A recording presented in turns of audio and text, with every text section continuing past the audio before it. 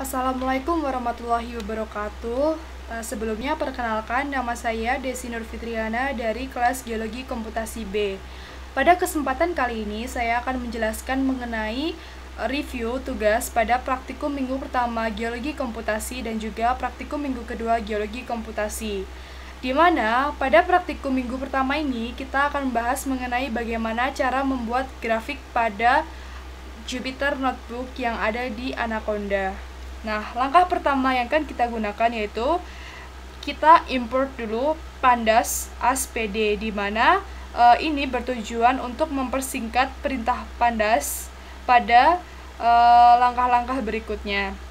Nah, jadi pandas sendiri merupakan toolkit untuk analisis data dan struktur untuk bahasa pemrograman. Salah satu fiturnya yaitu data frame, di mana kita dapat membaca file menjadi tabel.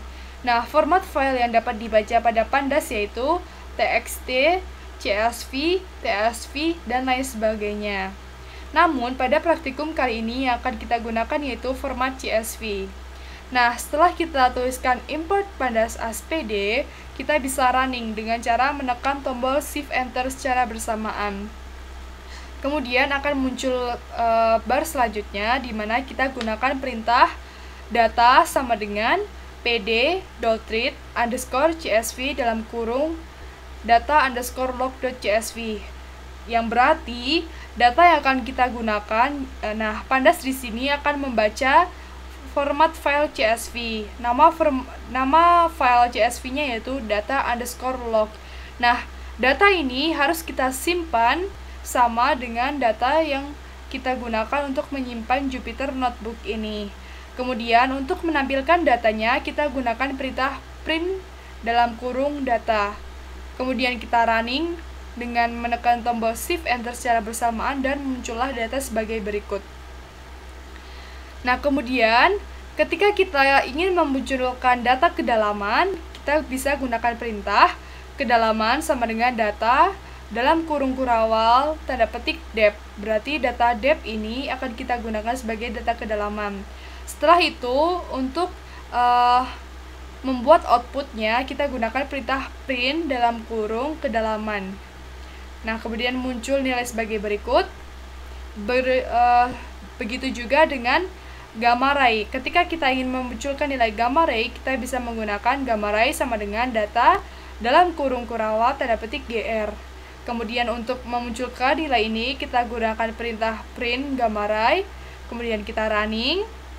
Begitu juga dengan nilai densitas, kita gunakan perintah density sama dengan data dalam kurung kurawal row. Kemudian kita gunakan perintah print untuk menampilkan data ini dan kita running. Begitu juga dengan data sonicnya. Nah, setelah itu kita akan gunakan matplotlib.pplot ini, di mana matplotlib ini merupakan library yang banyak digunakan untuk visualisasi data. Nah, yang paling mudah adalah scripting layer yang dapat diakses dengan mengimport matplotlib.pplot ini. Nah, matplotlib.pplot ini merupakan sekumpulan fungsi atau perintah yang membuat matplotlib dapat bekerja seperti MATLAB. Nah, perintah import matplotlib.pplot as plt ini untuk mempermudah penulisan pada perintah-perintah selanjutnya. Nah, di sini kita mulai akan membuat grafiknya. Jadi yang pertama kita akan plot dulu figur, di mana figur ini berisi pertama kita undang perintah plt.plot gamma ray kedalaman, tanda petik r, di mana berarti data yang akan kita gunakan yaitu data gamma ray dan juga kedalaman.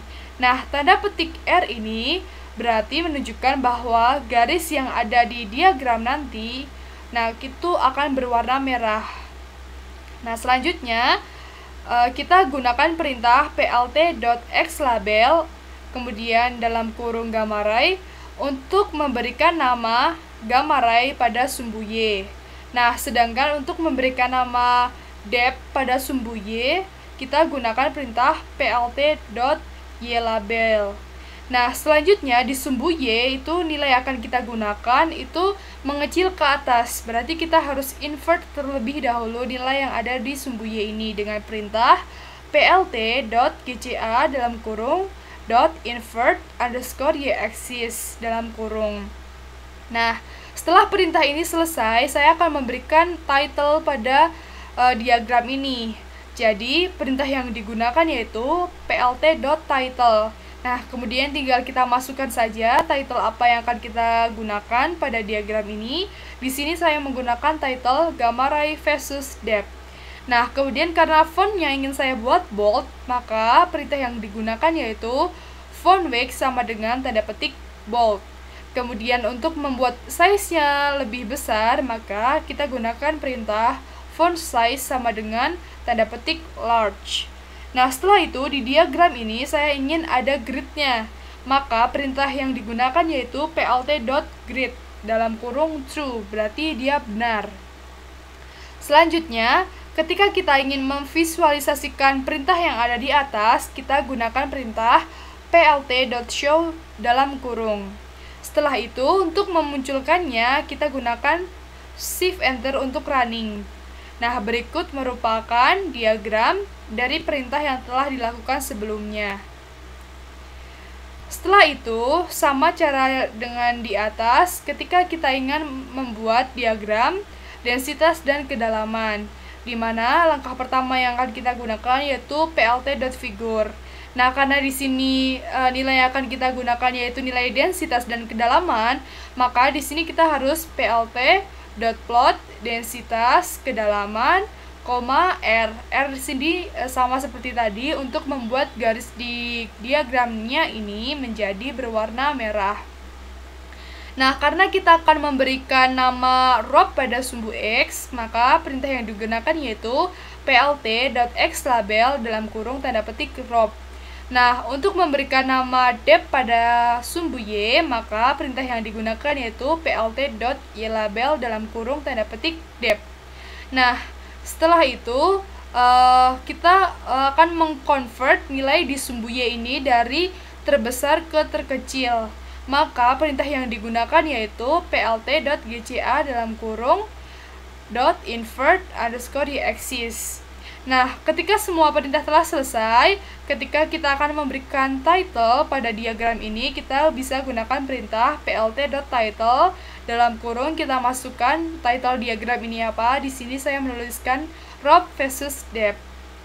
Sama seperti tadi, ketika ingin kita buat bold hurufnya, maka kita gunakan perintah font weight-nya sama dengan tanda petik bold.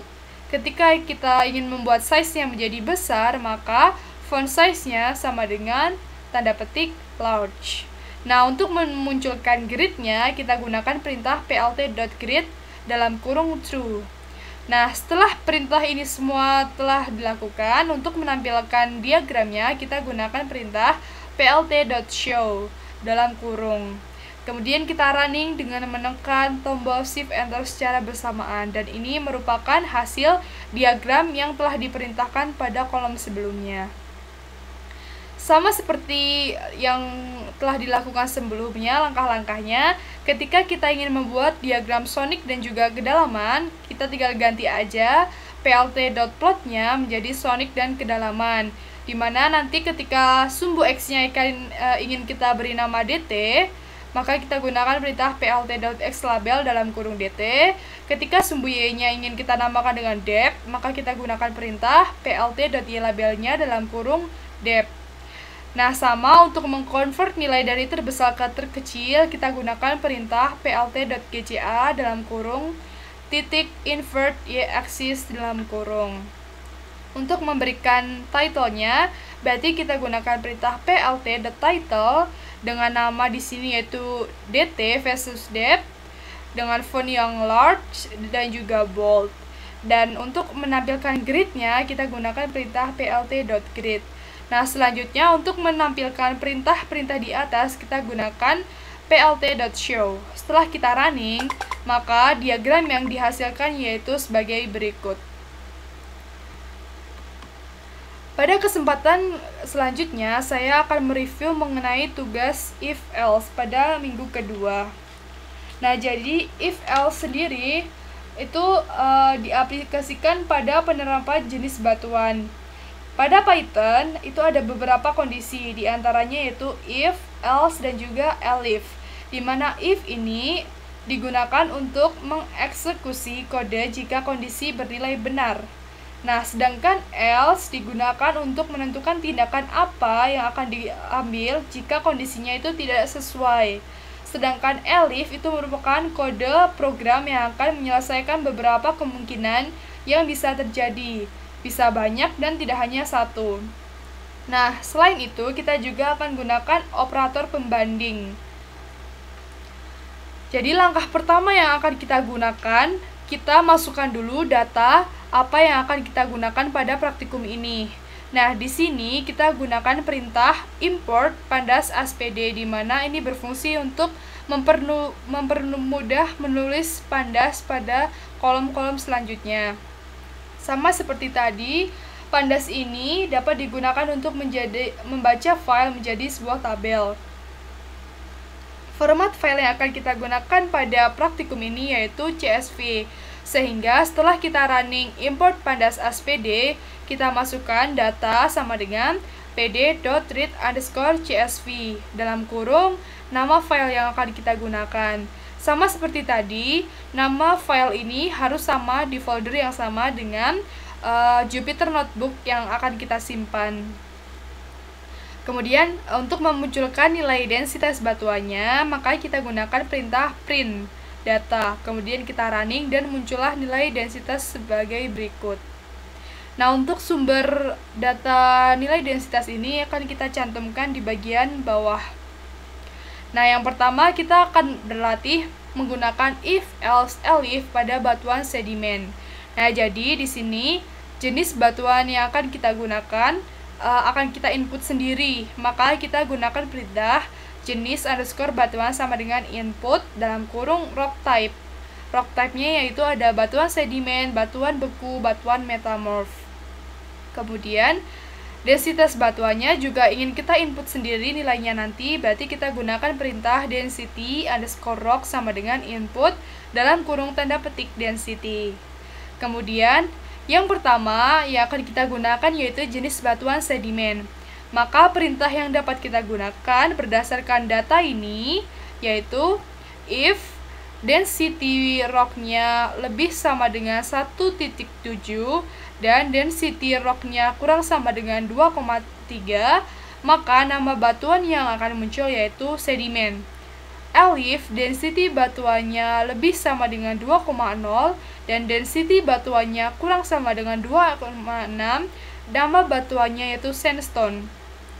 Elif density batuannya lebih sama dengan 2,5 dan density batuannya kurang sama dengan 2,8, nama batuannya yaitu limestone. Else, nama batuannya sama dengan batuan lainnya. Kemudian akan kita print nama batuannya. Nah, format ini if, elif ini memiliki kedudukan yang sama. Jadi ketika if, elif, dan else ini tidak memiliki kedudukan yang sama dalam penulisannya, maka ketika di running dia akan muncul syntax error. Nah, setelah kita running perintah ini, maka kolom yang akan muncul pertama yaitu rock type, di mana rock type ini masih kosong, jadi kita bisa isi sendiri. Nah, di sini saya akan isi dengan batuan sedimen. Setelah itu saya running lagi, muncul kolom density. Kolom density di sini juga masih kosong, jadi nilainya akan disesuaikan dengan nilai yang kita inginkan. Ketika saya memiliki nilai density-nya 2,4 dan saya running, maka nama batuan yang akan dihasilkan yaitu sandstone. Sama menggunakan perintah yang tadi, ketika rock type-nya saya masukkan batuan sedimen dan saya input nilai 1,9, setelah saya running, nama batuannya yaitu sedimen. Sedangkan ketika saya input nilai batuan 2,7, maka nama batuan yang muncul yaitu limestone, sesuai dengan perintah yang ada di sini. Begitu juga ketika kita ingin menggunakan rock type-nya yaitu batuan beku. Sama seperti tadi, karena jenis batuannya ingin kita input sendiri, maka kita gunakan perintah jenis underscore batuan sama dengan input dalam kurung rock type-nya. Densitasnya juga sama seperti tadi, karena kita ingin input sendiri, maka kita gunakan perintah density underscore rock sama dengan input dalam kurung tanda petik density. Nah, pada tabel di atas kita memiliki dua jenis batuan beku, yaitu batuan beku intrusif dan juga batuan beku ekstrusif. Nah, pada perintah pertama, ketika batuan bekunya itu batuan beku intrusif, maka if density rocknya lebih sama dengan 2,5 dan density rocknya kurang sama dengan 2,8, titik 2, kemudian kita enter, maka nama batuannya itu granit. If density batuannya itu lebih sama dengan 2,8 dan density batuannya kurang sama dengan 3,0, maka nama batuannya itu gabbro. Dan selanjutnya, hingga selesai kita masukkan nilai sesuai yang ada di tabel. Nah, untuk mengeluarkan nama batuannya, kita gunakan perintah print nama batuan. Setelah itu kita running. Kolom yang pertama kali muncul yaitu rock type. Nah, di sini rock type-nya saya inputkan batuan beku intrusif. Nah, kemudian setelah saya running, di sini muncul kolom density. Ketika kolom density ini saya isi 2,9, nama batuan yang muncul ketika di running yaitu gabbro. Sedangkan di sini ketika saya rock type-nya isi dengan batuan beku intrusif dan saya running, density-nya saya masukkan 2,7, nama batuan yang muncul yaitu granit. Sedangkan ketika saya masukkan rock type batuannya itu batuan beku ekstrusif dan nilai density-nya saya masukkan 2,5, ketika saya running, nama batuan yang muncul yaitu rhyolite. Sama seperti tadi, pada batuan beku dan juga batuan sedimen, ketika kita ingin memerintahkan batuan metamorf, maka jenis batuannya sama, tinggal kita buat inputnya saja, jenisnya apa, density-nya juga sama, dan kita masukkan nilai density yang ada tabel dengan perintah if, else, elif sebagai berikut.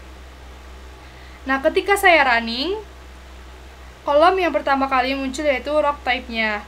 Ketika rock type-nya saya masukkan batuan metamorf, kemudian saya running lagi, density-nya saya masukkan 2,6, saya running lagi, nama batuan yang muncul yaitu quartzite.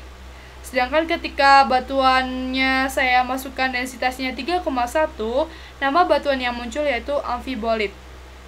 Dan ketika saya masukkan densitas 3,85, nama batuan yang muncul yaitu ecoclite.